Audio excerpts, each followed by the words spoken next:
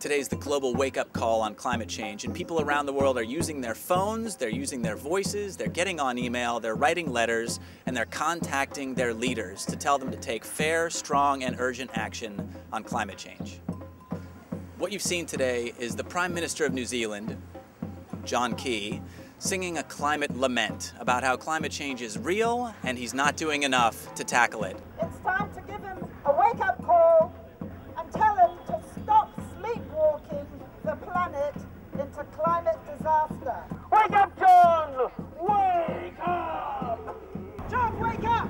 Woke up, got out of bed, dragged a comb across my head, found my way downstairs and drank... John Key is headed to New York right now as we speak, going to the UN General Assembly, and New Zealanders want him to show some leadership on climate change. Without some real money on the table, there will be no deal in Copenhagen. And that's what John Key needs to signal this week in New York. He needs to signal that New Zealand is willing and ready to live up to its climate responsibility. New Zealand could be a leader, but the reality is New Zealand is a laggard on climate change. We have to show that we're willing to do what it takes on emissions reductions, and so far New Zealand's target for the year 2020 is weak. It spells out climate change.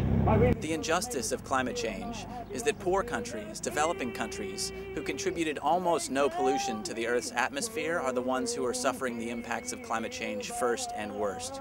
So it's our responsibility, being from New Zealand, from a developed country, to provide the funding and the technology necessary for those countries to adapt to climate change. The clock is ticking. There are only 15 days of negotiations left before Copenhagen.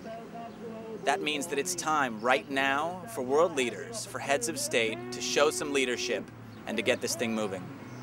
I'm going back to bed. I know all about heat.